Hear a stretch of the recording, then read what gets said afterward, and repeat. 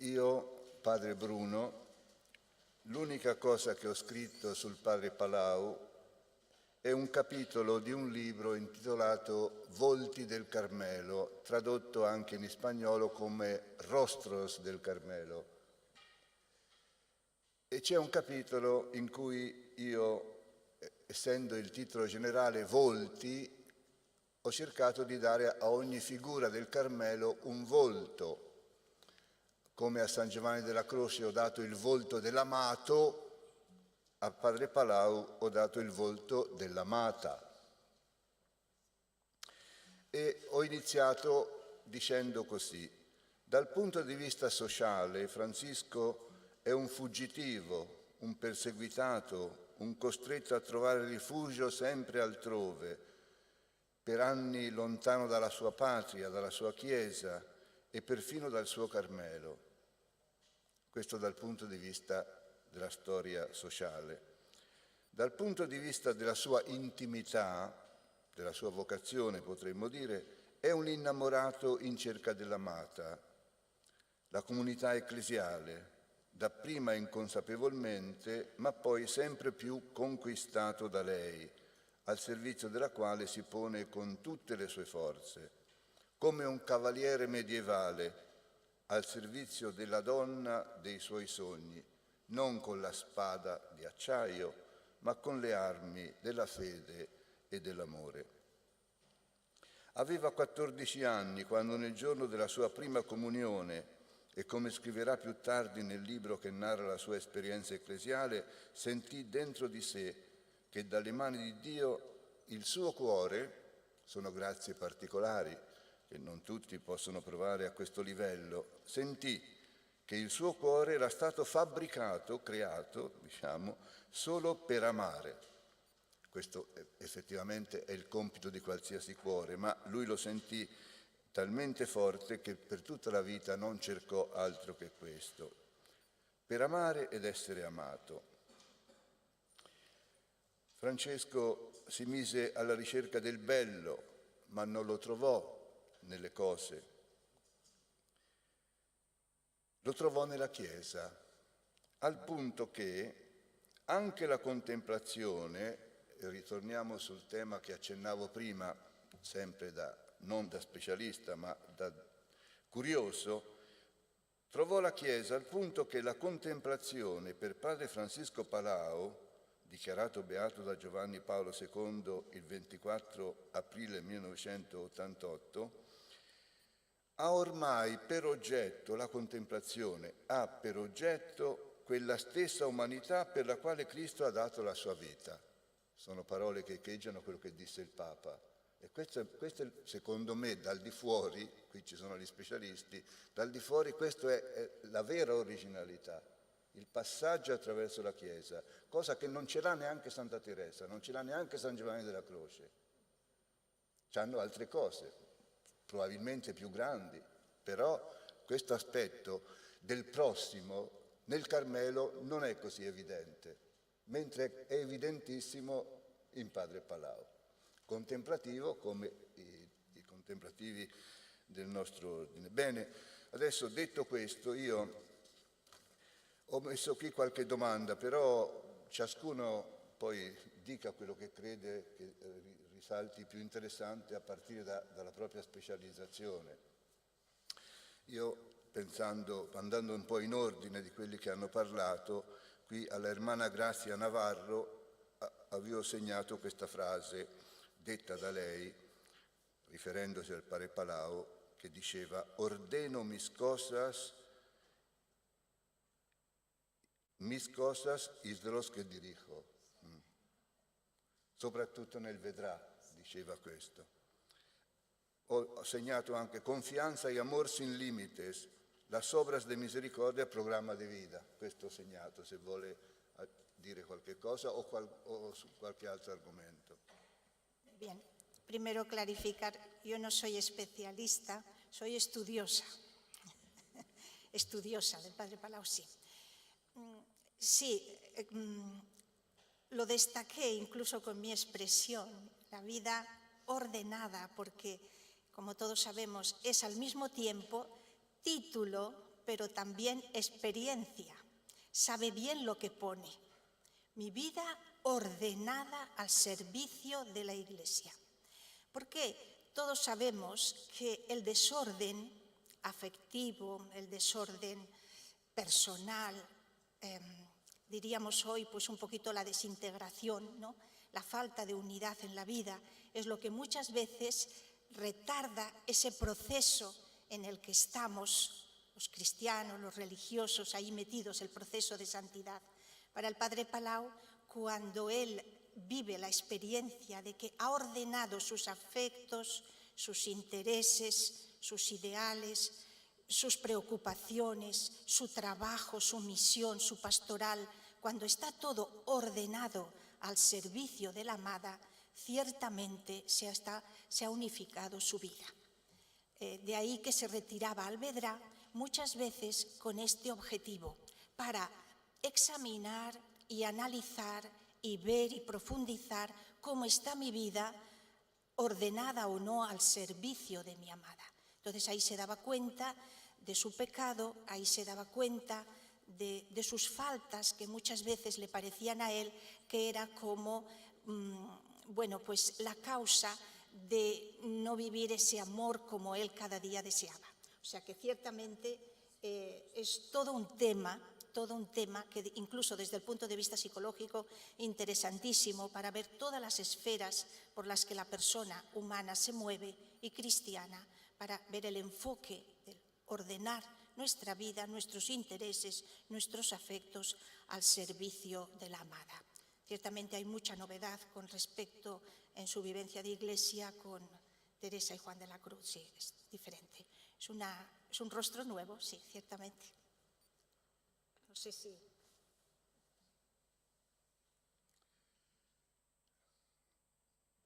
Hermana Luisa Ortega, que nos habló de la defensa de la Escuela de la Virtud, io ho segnato qui un punto dove lei parla di un cambio del rumbo,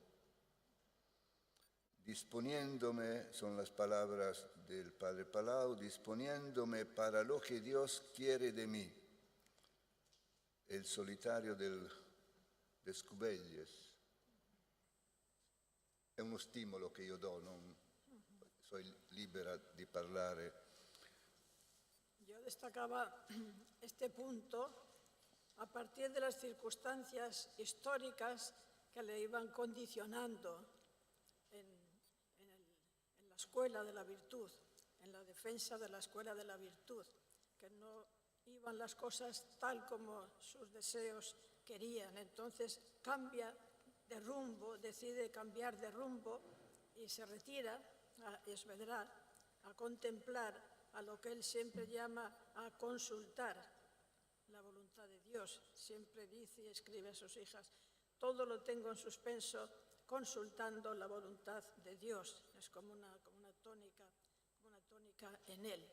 Él deseaba hacer la defensa, empezar la publicación de la escuela de la virtud, tan atacada, ¿verdad?, y destruida totalmente, y él confinado en la isla, pero tal como se iban dando las circunstancias históricas, pues el Espíritu le suscitó mejor cambiar de rumbo, dedicarte a la contemplación, después a la predicación. Pero después del viaje a Barcelona, que se empeoraron las circunstancias, él ve como el Señor le pide otra vez que no puede dejar esa situación de la Iglesia y su situación propia de esa manera, y que tiene que emprender la defensa. Pero sí, cambia de rumbo y él dice, estoy dispuesto a querer lo que Dios quiere y a no querer lo que Él no quiera. Un'altra piccola domanda, sempre alla hermana Luisa.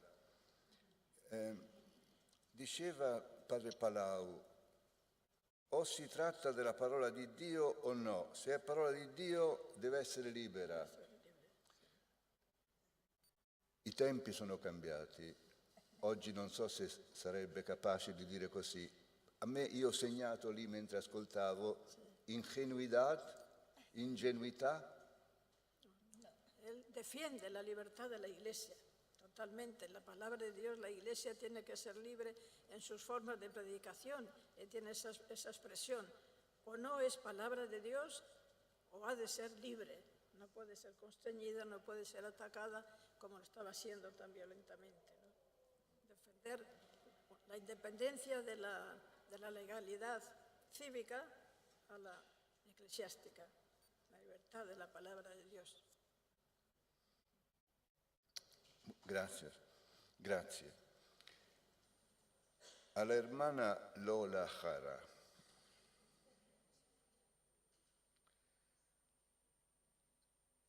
Quello che ho segnato qui è che, ma sempre in questo campo della ecclesiologia come punto di passaggio della mistica del padre Palau. La sua è un'autobiografia ecclesiologica, vero? E questo penso che voglia dire qualche cosa, perché... Sì. Sí, es una biografía eclesiológica porque él siempre va contando su vida, se va autobiografiando con respecto a la Iglesia. Él no considera su vida para nada fuera de lo que es la Iglesia. Entonces, en mis relaciones, ¿qué es lo que hace? Se va relatando su vida, todo lo que a él le va sucediendo con relación a la Iglesia. A él no le pasa, o sea, él no considera importante ni constata nada en su diario íntimo que no sea en relación con la Iglesia, que no sea un suceso que le ha hecho progresar en su unión con la Iglesia o que haya sido significativo en ese camino de unión con la Iglesia. Entonces, cuando él dice algo de sí mismo, lo está diciendo de la Iglesia, porque siempre su vida es en unión con ella. Bene, ancora una domanda che volevo fare a Padre Emilio, ma la faccio a lei, perché Padre Emilio si è ritirato dalla tavola rotonda. Io, proprio ascoltando la conferenza di Padre Emilio, interessante anche per noi carmelitani, perché anche quelli che vogliamo bene, al padre Francisco Palau, però non lo sentiamo tanto carmelitano. Ecco. Invece ha messo bene in risalto, poi lo hanno fatto anche gli altri, quando hanno sottolineato che lui si è sempre firmato fino alla fine come carmelitano. E questo io non lo sapevo, forse altri lo sapevano, ma io non sapevo questa sua proprio auto-identificazione con il Carmelo, nonostante che abbia vissuto pochissimo tempo da carmelitano. Un momento. Allora io, dopo questo risultato, di cui ringrazio Padre Emilio, è bello sottolineare questa spiritualità carmelitana, che lui è un carmelitano, benissimo, proprio perché è carmelitano e vogliamo farlo risaltare come colui che ha qualche cosa in più, non come Santa Teresa, come San Giovanni della Croce, ma nella scuola di Santa Teresa, alla scuola di San Giovanni della Croce, ha ritorno ancora questa ecclesialità, questa mistica di Dio prossimo, l'avete detto voi, questo abbinamento, che non è così evidente nella spiritualità carmelitana. Quindi i vostri lavori, che già hanno fatto tanto, dovrebbero essere ancora di più incanalizzati a questo specifico. Vuoi aggiungere qualcosa? No sé exactamente cuál es la pregunta. La pregunta è questo. La mistica del padre Palau deve essere presentata al mondo, alla Chiesa, con questa particolarità. Non soltanto che amava la Chiesa, che la sua mistica, ma che la sua mistica era il prossimo, non era la contemplazione, era la contemplazione di Dio nel prossimo. Questo mi ha colpito molto sentendo le vostre... Exactamente, sí.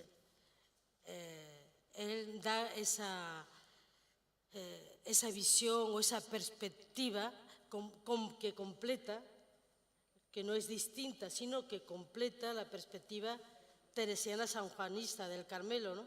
Es ese ver a Dios en los prójimos y unir la contemplación a esa cercanía al prójimo.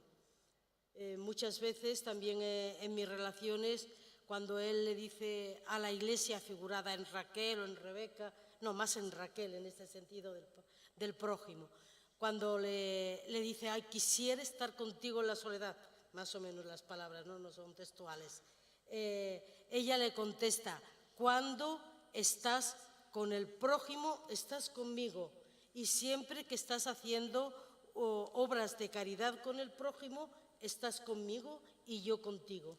Ecco, questo è evangelico, ma non è carmelitano. Quindi dovete tirarlo fuori. Non dobbiamo vergognarci. Abbiamo fatto un convegno qui al Teresiano, in cui abbiamo detto il prossimo nelle opere dei nostri santi, non mi ricordo se si parlava del padre Palau. È difficile trovare un commento in Santa Teresa, in San Giovanni della Croce, sull'identità prossimo Dio, oppure sul capitolo 25 di Matteo. Capitolo 25 di Matteo, mi avete riconosciuto? È Padre Palau.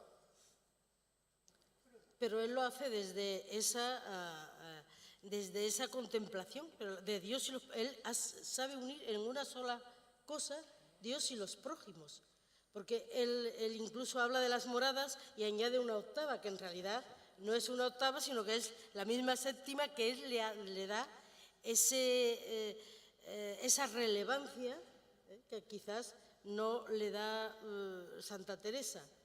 Y yo creo que lo que más distingue, diríamos, la eclesiología teresiano-sanjuanista de la eclesiología del Padre Palau es que ellos se sienten como hijos de la Iglesia, con un amor muy grande a la Iglesia, con una capacidad de entrega a la Iglesia, pero siempre como en una tercera persona, la Iglesia aquí y yo aquí. Sin embargo, el Padre Palau, ahí está yo creo que la diferencia fundamental.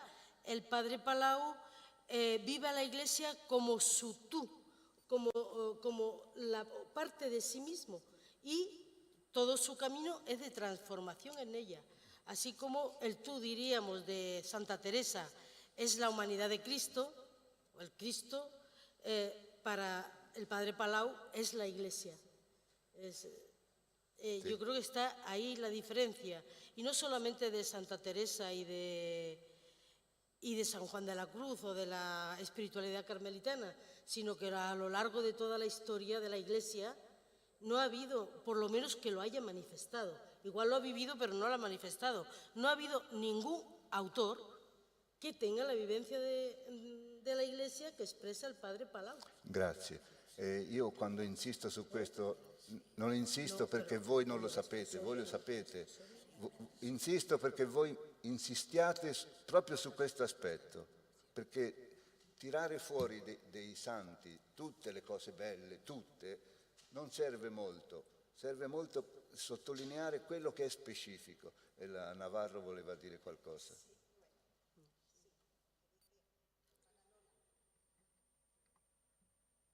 Sí, yo iba a decir, estaba escuchando, hermana Lola, y me ha venido otra idea, otra cosa. El Padre Palau, él como carmelita, identifica, vive más bien toda su experiencia, su riqueza del Carmelo, cuando está en el monte, la vocación contemplativa. De hecho, la Virgen allí le dice, tengo mi trono en el monte y soy la madre de los solitarios, de los anacoretas, de los que identifica ahí su vocación, y en el doble espíritu que encuentra en el profeta Elías, que es el que le lanza a bajar del monte.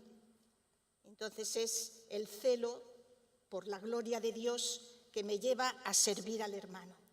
Es una pena no haber tenido, se debió perder, pero como todos sabéis, el Padre Palau comentó las moradas y nunca lo hemos podido saber.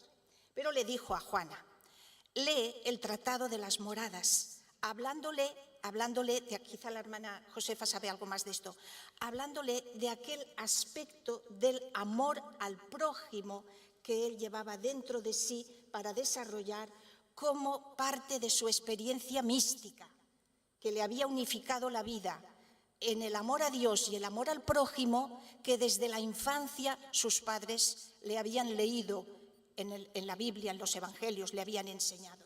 Esa experiencia él la pasa por su vivencia de carmelita y también por la novedad que Dios le regala, que es ese carisma nuevo del Padre Palau en la entrega a los demás.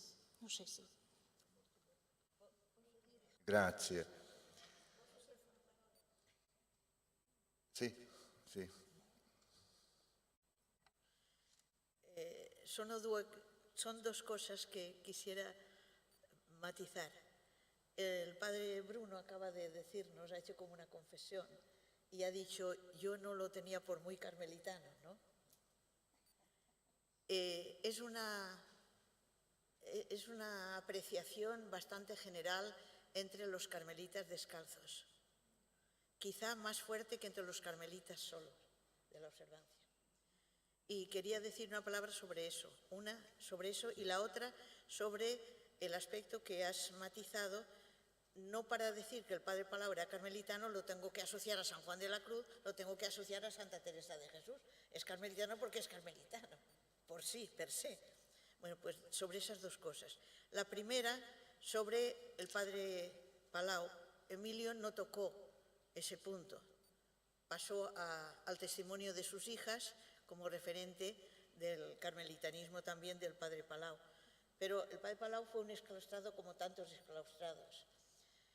Y hasta que el Padre Domingo no escribió o reescribió la historia, que la tenemos ahora reciente todavía, pues hemos seguido todos la historia del Padre Silverio, ¿cierto?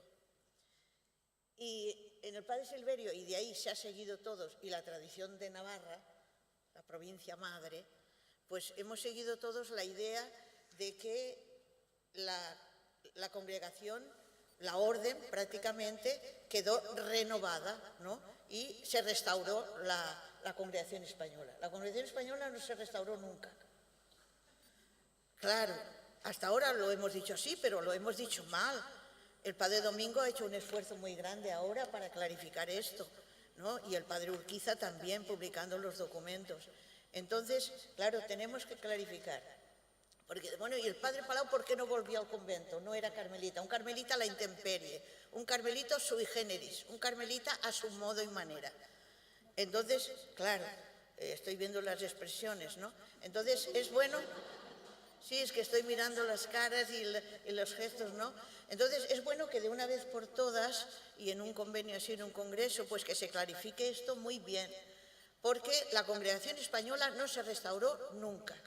Y el Padre Palau hizo profesión solemne de primeras, no simple, sino profesión solemne de primeras, usque ad mortem, fino a la muerte, a mi superior general y a sus sucesores de la congregación española.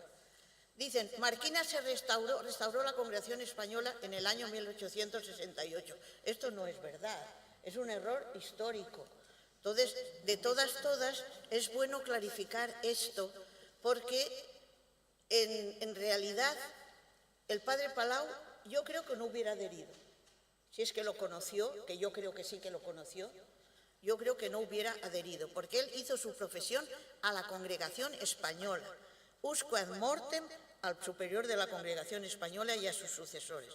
Por lo tanto, él fue muy fiel a su profesión religiosa. Esa cosa y clarificarlo, porque es que se restauró Marquina y podía haberse reincorporado a Marquina o a cualquiera de los... Bueno, los conventos posteriormente tardaron muchísimo a restaurarse. Mucho tardaron. Entramos ya en el siglo XX y Padre Palau ya hacía mucho tiempo que estaba en el cielo. Eso, una cosa quería clarificar. Y la otra, el sentido de carisma. El carisma en Teresa de Jesús, me vienen ahora a la mente las palabras de Teresa. Somos cimientos de aquellos que han de venir. Pero no dice, hemos tocado ya, hasta aquí hemos llegado y aquí es el carisma. No dice eso. Santa Teresita, ¿qué aporta al Carmelo teresiano? Sor Isabel de la Trinidad, a la que yo le debo mi vocación, ¿qué aporta al Carmelo teresiano? Kalinowski, cualquiera de nuestros hermanos y santos del Carmelo. Entonces, ¿qué aporta al Padre Palau? No porque Él tiene a Teresa en el corazón pero de todas, sintiéndose llamado, me parece que lo destacaste tú, sintiéndose llamado a esta orden, a su orden para esta obra. Pero el padre Palau aporta la novedad, entonces me gusta mucho lo que ha dicho el padre Bruno. Hay que insistir en esta novedad, porque el carisma no es estático, un carisma es dinámico, no se acabó. Ahí llegó Teresa, llegó San Juan de la Cruz y ahí terminamos. No, el carisma es dinámico y creo sinceramente que me parece que en un capítulo general, a ver, en eso me tenéis que ayudar, en un capítulo general vuestro, el padre Felipe lo presidía y dijo que era importante llegar a una configuración, de alguna manera, de la identidad del carmelita teresiano. Y él propuso que fuera el padre Palau, presentado como modelo de carmelita teresiano, por esa unidad que decías, Lola, esa unidad de vida, de contemplación y oración, o de contemplación y misión.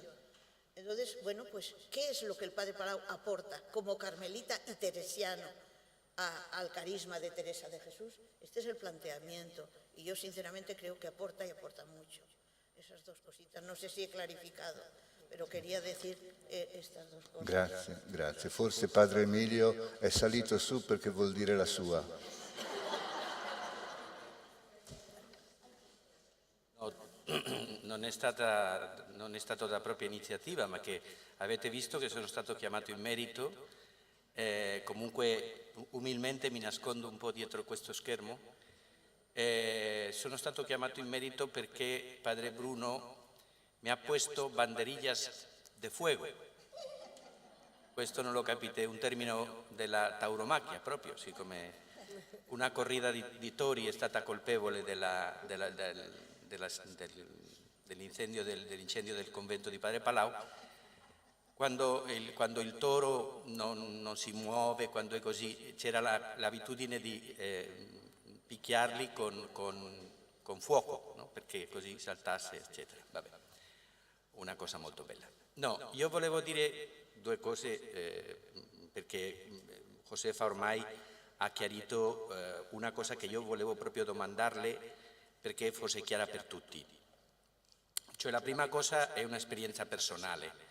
Io sono stato fortunato perché ho nato in una provincia e ho avuto anche un grande amico e maestro al quale ho citato ieri, che è il padre Javier Frontella, e dopo sono stato anche fortunato di essere molto vicino alle due congregazioni da quando nato, no? Cioè alle Carmelitane Missionarie di Salamanca e alle Carmelitane Missionarie Teresiane di Zamora, con cui ho potuto condividere parecchio. E quindi sempre ho ritenuto padre Palau un carmelitano, ma questo come esperienza personale. Se avessi avuto qualche dubbio, tutto quanto ho imparato di padre Frontella mi ha insegnato che lui si riteneva carmelitano, ha fatto la professione come carmelitano. E quindi la seconda cosa, volevo dire, riguardo al carisma, quando padre Bruno ha detto non è carmelitano, io credo che lui non vuol dire non entra nella sfera dello carmelitano, ma di quello che tradizionalmente è riconosciuto come carmelitano. E come ha detto benissimo Josefa, diciamo in qualche modo complementa, riempie, accude a sempre, credo, cioè non è assolutamente slegato, come neanche Teresa di Gesù Bambino, come neanche Elisabetta. Non sono slegati dal carisma che creano qualcosa di nuovo. Cioè in qualche modo in germe nelle mansioni, e per questo questa citazione anche che ha fatto Grazia è molto opportuna, quando lui, il commento che purtroppo abbiamo perso, no? Lui prende lo spunto proprio per richiamare all'amore del prossimo, proprio lo prende da Santa Teresa, dalle mansioni, no? Soprattutto nelle settime mansioni, il capitolo quarto è chiarissimo a questo riguardo, no? E dopo questa specificità dell'amore al prossimo, che lui in qualche modo continua, completa le intuizioni che ci sono nel carisma e le fa più vive, e anche compie il desiderio di Teresa di avere contemplativi ma anche apostoli, oggi che proprio celebriamo il 450° di Duruelo, deve compierlo un carmelitano esclaustrato. In effetto, io non ho potuto parlare di questa questione, ma la figura dell'esclaustrato è una figura tipica, socialmente perfino, della Spagna del XIX secolo. E il modo di vivere la situazione di esclaustrazione non è sempre lo stesso. Ci sono quelli che si staccano assolutamente dei loro ordini, che non vogliono avere mai nessun rapporto, che diventano preti oppure scappano, vanno qua e là. Lui si mantiene come carmelitano, l'unico problema è che ha perso il convento. E quindi quello di intemperie, eccetera, no, un carmelitano che ha perso il convento e non vuole diventare sacerdote diocesano, né vuole andare alla congregazione italiana. Perché? Perché sarebbe stato come se io adesso perdo il convento e dico vabbè, adesso divento gesuita. Per lui... Sì, che non voleva, e invece, come ho detto, era un parroco di grande successo. Ad Aitona si conservano delle testimonianze, era un parroco stupendo, tante conversioni, anche abbiamo sentito quello di, come si chiama? Non mi viene adesso, le testimonianze della gente quando lo favorivano di fronte al vescovo. Eso Valcarca. Ecco, e quindi niente, semplicemente sottolineare questo che credo che è molto importante e credo che infatti è una sfida per noi, che io credo anche di averlo detto ieri. Cioè loro, mi riferisco alle sorelle, non hanno questo problema, perché si ritengono figlie di Padre Palau e quindi figlie di Teresa e San Giovanni della Croce. Invece noi carmelitani scalzi facciamo fatica, non conosciamo, non studiamo, non approfondiamo questa figura e credo che perdiamo un modello di vita abbastanza utile, perfino per i tempi che corrono. Bene. Grazie, scusate l'intervento così. Adesso... Un momento fuerte de dificultad también, como todos sabemos, la Carta 115, al no poder hacerlo con referencia a España, dio cuenta al Padre Pascual, que era el superior de la Orden en Italia. Sì, sono stati nominati l'amministratore apostolico e il procuratore generale. Nella via 20 settembre si trova ancora il palazzo con un'iscrizione dove c'era la procura generale della congregazione spagnola, che curava l'ordine, è sparita in quel momento. E lui era in contatto sia con Padre Pasquale, quindi cioè, questo ci fa vedere che si sentiva parte dell'ordine e non andava alla casa generalizia che era in Santa Maria della Vittoria, no, lui andava alla sua procura, al suo superiore generale, che era l'unico al quale poteva rivolgersi. Bene, credo che su questo ci siamo ormai convinti.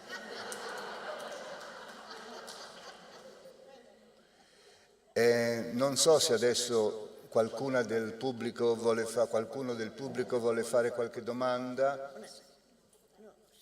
Se c'è qualcuno che vuole fare qualche domanda alle specialiste, non a Padre Emilio, che lui ha già parlato assai. Las banderillas de fuego. Con sì una parola all'allusione che ha fatto la consorella Gracia, que ha dicho de las muradas, me ha dicho ella Josefa. Bueno, soltanto decir que en este convenio, pues personalmente opino que se ha dado también un avance enorme, es de agradecer esto infinito, ¿no? Pero creo que hay una laguna fuerte y es que no se ha tocado para nada la patrística en el Padre Palau. Es muy importante, y lo uno con lo de las moradas, en el sentido de que en el Padre Palau la formación es preeminentemente patrística, escolástica, y salvando los dos protagonistas en su formación, que son Santo Tomás de Aquino y San Agustín, hay una cantidad de padres de la Iglesia que cita y biblistas de la escuela jesuítica principalmente. Pero junto con esto, en el desaparecido, entre comillas, que no está desaparecido, Quidditas Ecclesiae Dei, cita expresamente, con citas expresas, cosa que no hace en ningún otro escrito, aunque nombra el manuscrito que has dicho, Gracia, el manuscrito, Juana, del manuscrito de las moradas, te envío el manuscrito sobre las moradas. Bueno, pero en el Quidditas cita expresamente a Teresa de Jesús en el libro del El Castillo Interior o las Mansiones. Yo le pregunté al padre Tomás si hay alguna definición o alguna publicación que le llamara Castillo Interior del Alma. Es verdad que lo cita Edith Stein, pero Edith Stein no ha conocido, ni el padre Palau ha conocido a Edith Stein. Pero y me dijo el padre Tomás, pues la verdad que no lo sé. Él cita el Castillo Interior del Alma y da citas expresas de Teresa de Jesús. Y él confiesa que sus dos grandes aportaciones, sus dos grandes columnas para su formación han sido los padres de la Sagrada Escritura, punto y aparte, los padres de la Iglesia y las moradas de Teresa de Jesús, con citas expresas, sobre todo de las quintas, sextas y séptimas moradas. Grazie, hermana Josefa. Un altro... Muy breve, muy breve. De hecho, me alegra que diga esto, Josefa, porque la vida ordenada, como me han dicho antes, al servicio de la Iglesia, está basada en Santo Tomás. La vida ordenada según las virtudes hacia Dios, y tiene frases muy iguales de Santo Tomás. Bien. Quería hacer la pregunta a la hermana Lajara sobre la eclesiología.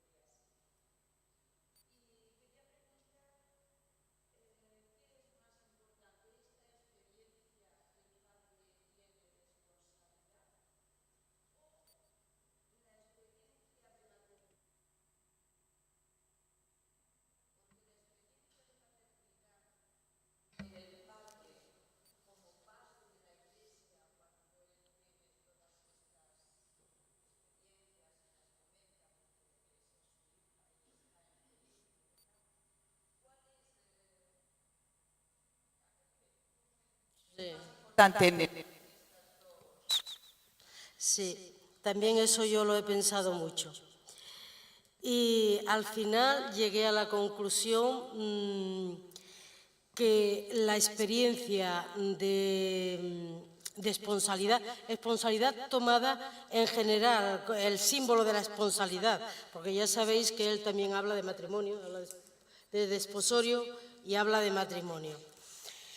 Pero así como en general, que es más como el sedimento de su unión con la Iglesia. Toda su unión con la Iglesia, yo he llegado a la conclusión que no la basa en la paternidad, sino en la esponsalidad.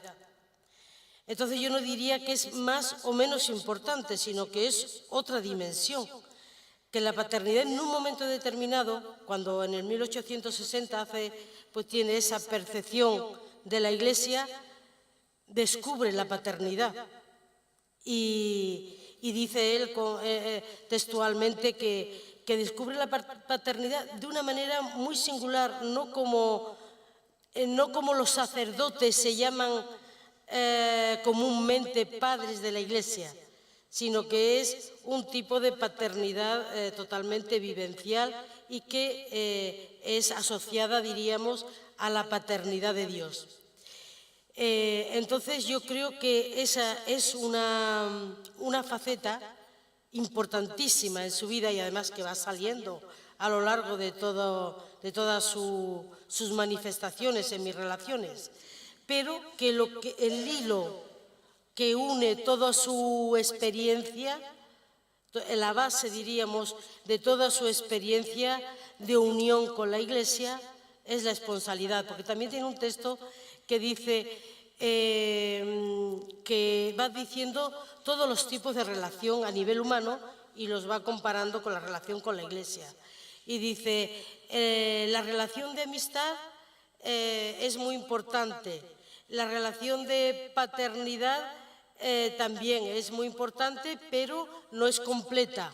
Y él mismo dice que la única completa es la relación de esponsalidad porque se igualan los esposos y ahí hay una complementariedad total de espíritu y cuerpo. O sea,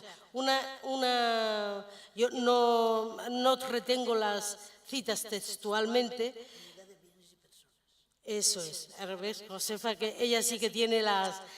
en los desposorios hay unidad de bienes y personas. En una puede haber unidad de bienes, en otra unidad de personas, pero en el matrimonio, en los desposorios, hay unidad de bienes y de personas. Entonces yo creo que sí, que es los desposorios a lo que él le da la mayor importancia en la relación con la Iglesia. No sé, igual Josefa lo puede completar. Bueno, simplemente decir que yo apoyaría lo que ha dicho Lola en cuanto que no digo si es más importante o menos, porque si lo calificamos así, entonces de alguna manera desvirtuamos un poquito la experiencia palautiana. No se trata de más o menos importante, sino de centrarnos en lo que él siente por unidad. Hay una expresión que es originalísima del Padre Palau, y esa unidad es tu amada, y esa unidad es tu amante. ¿Cuál unidad? Entonces, desposorios, o como decía Lola, el sentido de responsabilidad, pero yo diría que en sí no tenemos que hacer diferenciación, sino unificación, unificar. El matrimonio espiritual hace unidad de bienes y personas. Entonces, no se puede dar una unidad de bienes y personas si no se da una paternidad que deriva en fecundidad. Entonces, el punto está en la fecundidad, un poco la palabra que marcaba Gracia, el servicio, el servicio. Entonces, ahí es donde está. Llámale paternidad, llámale como quieras, pero es el servicio, la fecundidad, esa unidad, esa comunión plena, esa unidad de bienes y personas da el fruto, da la fecundidad, y el fruto es el servicio. ¿Qué clase de servicio? En el carisma palautiano sería, en mi opinión personal, sería un error decirlo en este servicio, no. El carisma del Padre Palau es en ese sentido plural y polifacético como lo fue él, la fecundidad. Si a eso le llamas paternidad, pues muy bien. Grazie. Non termineremo mai di fare domande avendo qui queste specialiste. Quindi ringraziamo di questa opportunità che ci avete dato di ascoltare ciò che dobbiamo imparare anche noi, proprio come carmelitani, quindi della stessa famiglia. Ringrazio tutte e due a nome degli organizzatori, il padre Emilio, il padre Preside. Ringrazio le due congregazioni che hanno collaborato così con impegno e fraternamente. Credo che anche per voi, carmelitani missionari teresiani, sia un'opportunità per rinnovare la vostra fraternità che nasce dalla stessa roccia che è il padre Palau. Ora credo che le responsabili delle due congregazioni vogliano dire una parola e con il loro intervento ci salutiamo.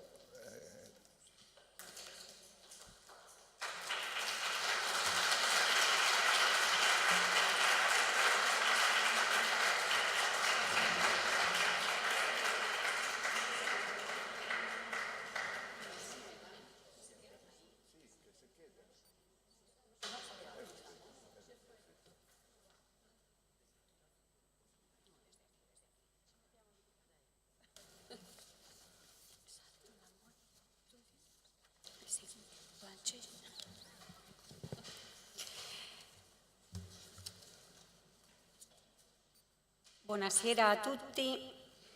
Con gioia abbiamo seguito questo congresso che ricorda il 30° anniversario della beatificazione di Francesco Palau. Siamo arrivati alla conclusione. Ora possiamo innalzare al Signore un canto di ringraziamento per aver vissuto questo avvenimento come famiglia palautiana, la cui radice ci unisce alla grande famiglia del Carmelo Teresiano.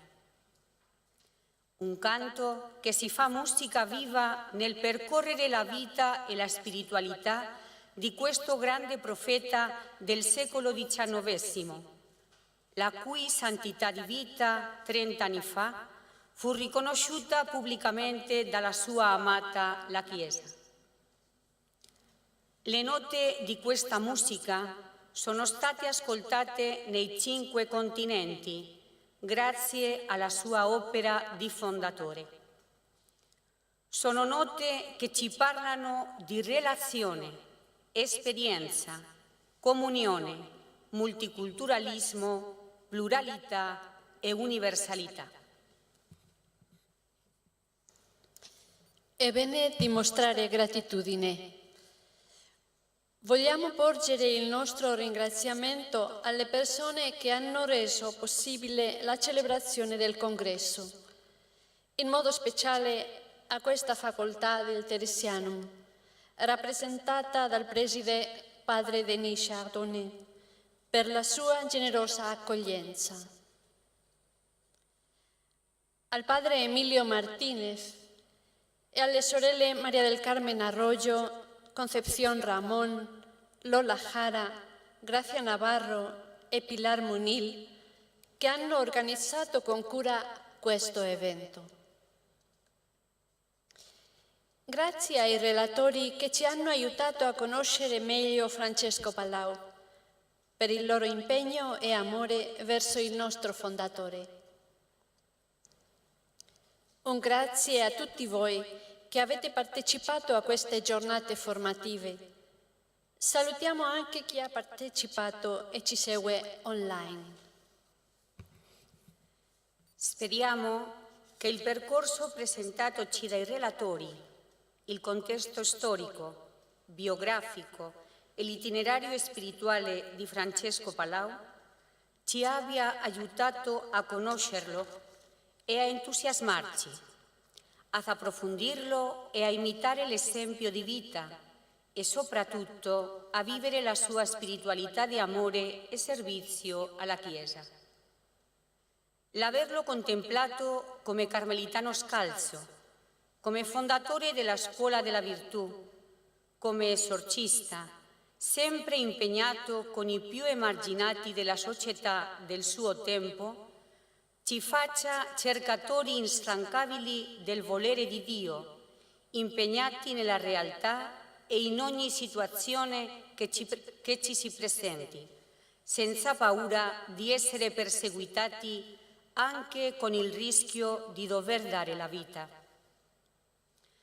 Desideriamo, per terminare, che l'esperienza ecclesiale che segnò la sua vita e cambiò la sua storia sia per noi certezza di essere parte di questo corpo che vive e sente secondo il cuore della Trinità.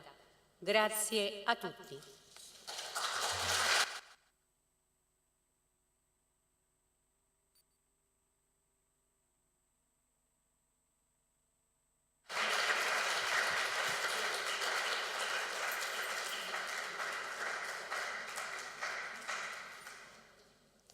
Grazie Maria José e Raquel, le due rappresentanti delle due congregazioni.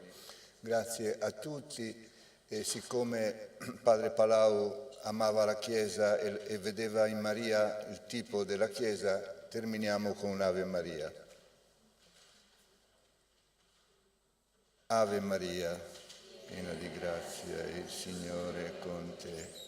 Tu sei benedetta fra le donne, e benedetto è il frutto del tuo seno, Gesù.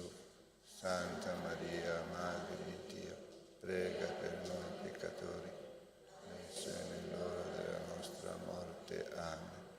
Nel nome del Padre, del Figlio e dello Spirito Santo. Nel nome del Signore andiamo in pace.